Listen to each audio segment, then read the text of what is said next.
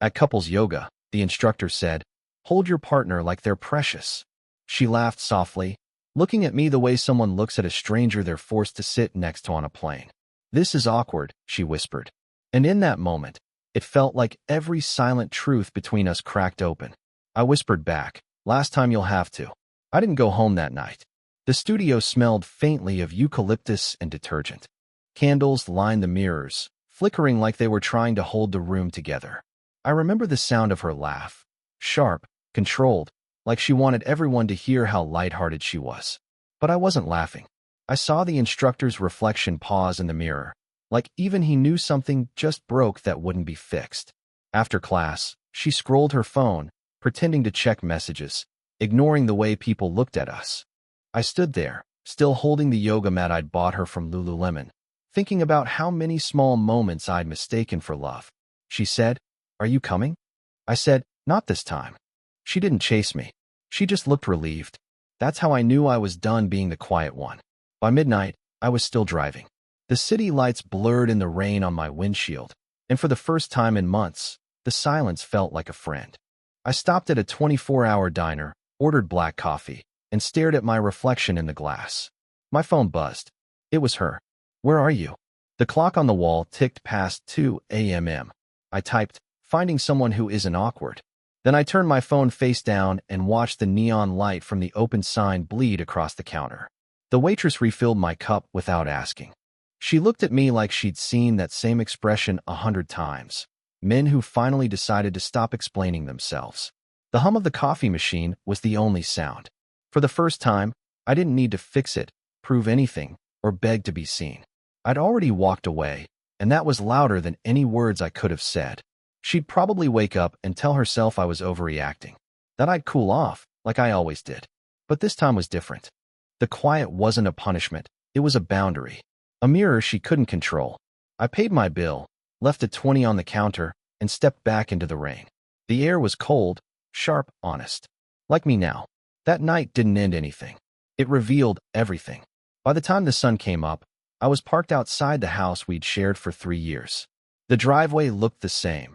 Her car, the potted plants she never watered, the faint glow from the porch light she always forgot to turn off. But everything else felt foreign.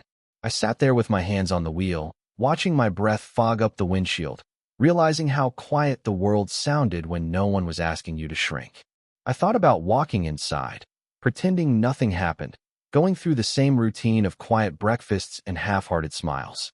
But that version of me, the one who waited for her to care, didn't exist anymore. So I stayed in the car. My phone buzzed again. Another text, "We need to talk." Then another, "Please don't make this dramatic." The irony made me laugh. She'd built her comfort around my silence, mistaking it for weakness. I drove to a friend's place on the other side of town. Mark had been through his own version of heartbreak. His wife left him for someone from her spin class, and he understood what it felt like when someone slowly erased you. His spare room was small, the bed creaked, and there was a faint smell of stale coffee and detergent. But it felt real, honest, safe. I dropped my bag beside a half-empty bottle of Jack Daniels on the counter and just stood there for a moment, letting the exhaustion catch up. Later that morning, I opened Instagram. She'd already posted a story, a cup of coffee, sunlight across the kitchen table, and the caption, "Healing." The same table I built. The same sunlight I used to sit under while she scrolled her phone. I didn't feel anger, just clarity. The kind that comes when you realize someone's been rehearsing their escape long before you notice the distance. I muted her account. Then I made breakfast, eggs, toast, black coffee, and sat on the couch, watching light spill across the floor. I didn't know what would come next, but for once, I didn't need to know. That afternoon, Mark came home from work, looked at me, and said, "You're not going back, are you?" I told him no, not this time. He just nodded. There was no pep talk, no sympathy, just understanding. That kind of silence is rare. The kind that reminds you you're not crazy for choosing peace over chaos. When the night came, I didn't scroll through her texts or replay the yoga studio in my head. I just sat there, feeling the weight lift inch by inch. Sometimes freedom doesn't roar. It exhales. The first week away from her was like detox. Every small thing reminded me of what I used to tolerate. The sound of her favorite Spotify playlist when she cooked. The way she'd leave her iced coffee cups on the counter like breadcrumbs of indifference. Now, my mornings were silent. Just the hum of the fridge, the scrape of toast, and the steady rhythm of my breathing. It was strange how peace could feel heavy at first, like my body didn't know how to exist without tension. I started running again. Early mornings, before the streets woke up, I'd lace up my old Nikes and let the cold air hit my lungs. The city looked different when you weren't chasing someone through it. I ran past the park where she once told me she needed space. At the time, I thought she meant air. Now I realized she meant freedom from accountability. She didn't want space. She wanted escape without guilt. And I gave it to her. One evening, I went back to the yoga studio, not for class, just to return the key card I still had. The instructor, Tom, looked surprised to see me. He said something like, "Haven't seen you two in a while," and then paused when he realized I was alone. I told him I wouldn't be coming back. He nodded quietly. That was the thing about silence. It always said enough. When I walked out, I saw her car parked across the street. She was in the driver's seat, head down, probably scrolling her phone. My first instinct was to walk over, but I stopped myself. She hadn't come for me. Maybe she was there for the same illusion of closure I'd once chased. Or maybe she just wanted to see if I still looked lost. I turned away. I didn't need to confirm what I already knew. That night, her text came again. "Can we talk?" It sat on my screen like an echo from a past I'd already outgrown. I didn't respond. Instead, I opened a blank note on my phone and started writing everything I'd never said out loud. Not for her. For me. Words like forgiveness, disappointment, clarity, they all spilled out in a rhythm that felt more honest than any conversation we'd ever had. By midnight, I realized I wasn't waiting for closure anymore. I already had it. It was the silence she couldn't stand and the peace I finally understood. The version of me that would have replied was gone. I'd become someone else, someone who didn't need to be chosen to feel whole. 2 weeks after I walked away, I saw her name again, this time through someone else. A mutual friend sent me a message that started with, "Hey, just checking in." But the tone wasn't concern. It was curiosity. People love to orbit around the aftermath of someone else's collapse. He mentioned that she'd been going through a rough patch, that she was surprised I wasn't reaching out. I almost laughed. It was strange how people framed silence like cruelty when, for me, it was mercy. I didn't answer him. Instead, I went to a small cafe downtown, the kind that still plays vinyl records and serves coffee in heavy ceramic mugs. The world felt slower there, like it had been left behind by the noise of people trying too hard. I sat by the window, watching strangers talk with that casual ease I hadn't felt in years.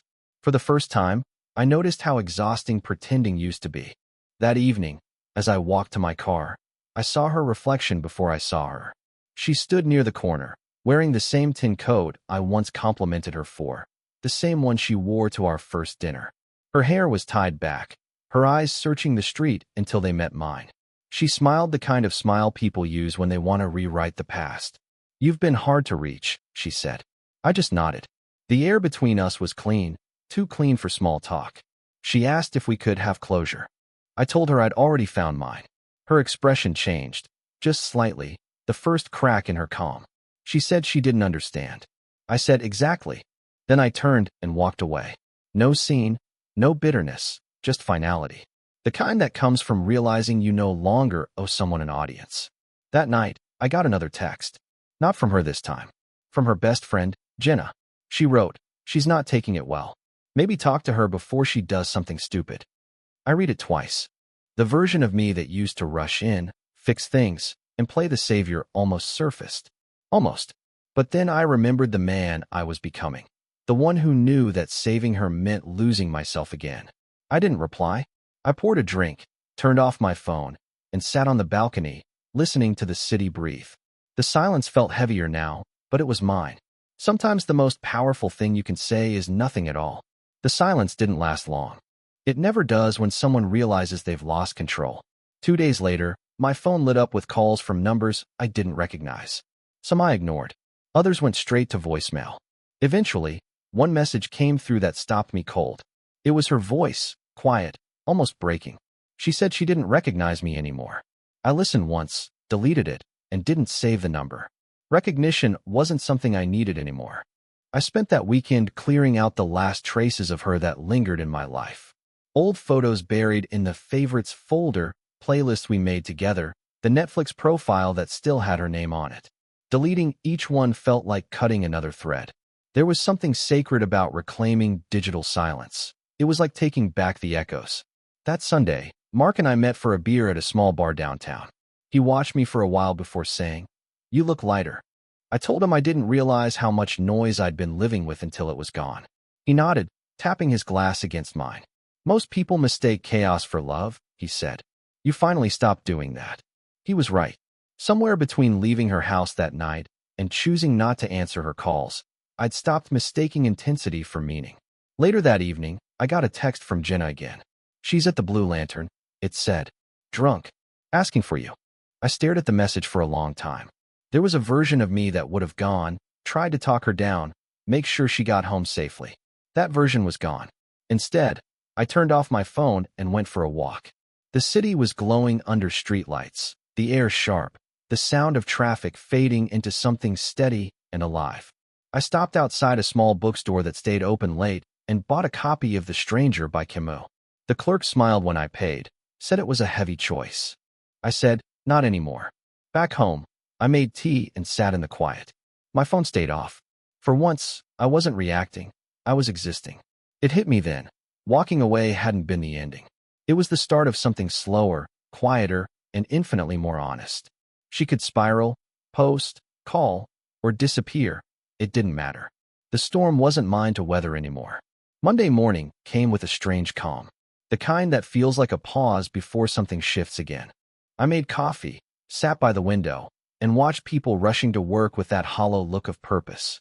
My phone was still off. The world felt lighter without its constant hum, without her voice hiding behind unknown numbers. I poured the coffee into my Yeti tumbler and drove out of the city. No plan, no destination, just movement. An hour later, I found myself near the coast. The air carried salt and wind, and the horizon stretched wide and empty. I parked near an overlook, left the engine running, and stepped out. The sea was gray, restless, alive in a way I hadn't been for years. I thought about how she used to say she loved the ocean, but she never stayed long. She always needed the illusion of freedom, not the quiet that came with it.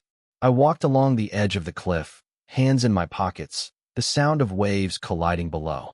For the first time, I didn't feel small out there. I felt steady. The silence didn't ask anything of me. It just existed, vast and uncomplicated. Somewhere in that wind, I understood something simple. I didn't lose her. I lost the version of myself that tolerated uncertainty just to keep her comfortable. When I got back to the car, I turned my phone on again. Dozens of missed calls. A few texts from Jenna. One from her. "I can't believe you're ignoring me like this. You used to care." I stared at it for a moment, then locked the screen. She was right. I used to care. But care without respect isn't love. It's servitude disguised as devotion. That night, Mark called. He told me Jenna mentioned she'd quit her job, that she was falling apart. He sounded worried, like he expected me to do something. I told him I couldn't fix what wasn't mine anymore. "You really changed, man," he said. I smiled. I had to. After the call, I went outside, sat on the porch, and looked up at the stars. The same sky we once lay under, dreaming about a future that was never meant to last. Somewhere in the distance, I could hear faint music from a bar, someone singing about losing and finding yourself again. It fit, because that's what I was doing now. Losing what never loved me right, and finding the parts of me that always had. A few days later, I returned to the city. Everything felt familiar but distant, like walking through a memory that no longer belonged to me. I parked near the same diner where I'd sat that first night, the one with the neon sign that flickered, open, even when the world felt closed. The waitress recognized me and asked if I wanted the usual. I nodded. Black coffee, quiet table by the window. It felt almost poetic, coming back to the place where I'd chosen silence over chaos. As I stirred the sugar packet, my phone buzzed again. "Not her this time, Mark. She's been asking around about you," he said. "People say you've changed. She doesn't like it." I smiled without humor. People rarely like it when you stop playing the role they wrote for you. I told him I was fine, better than fine, and hung up. Outside, rain started tapping against the window. The kind that makes the world slow down, forces you to listen. I thought about how much of my life had been spent chasing validation, mistaking noise for connection. She thrived on reaction. I was learning to live without giving her one. That's what scared her, the quiet, the lack of control. That night, as I left the diner, I caught sight of her again. Across the street this time, under the awning of some boutique she liked. She wasn't alone. The man next to her looked younger, sharper, the kind of person she could mold easily. She was talking fast, laughing too loud, but her eyes kept darting around, searching for something that wasn't there. She didn't see me. I watched for a moment, not out of jealousy, but clarity. It wasn't about her anymore. It was about what I used to accept. I walked past without stopping, without looking back. The sound of the rain swallowed the rest. By the time I got home, my phone lit up with another message. It was short this time. I made a mistake. I read it once, felt the faint pull of old patterns, and then deleted it. Mistakes can be lessons, but only if you stop repeating them. That night, I slept deeply for the first time in months. No dreams, no replayed conversations, just quiet. The kind that feels earned. Somewhere between the rain and the silence, I realized something simple. Peace doesn't beg to be understood. It just stays when everything else leaves. The next morning, I woke to sunlight cutting across the room. It had been a long time since I noticed how quiet mornings could feel without tension. I made coffee, checked my phone, no new messages, and for once, I didn't care. The absence of noise had become its own kind of peace. Still, something in me knew it wasn't over yet. People like her don't fade quietly.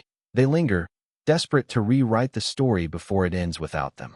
By afternoon, I got the proof. A coworker sent me a screenshot of her latest post, a long caption under a photo of her smiling by the ocean. It read, "Sometimes you have to walk away from toxicity, even if it hurts." The comments were full of sympathy, strangers praising her strength. I laughed under my breath. It wasn't bitterness, it was recognition.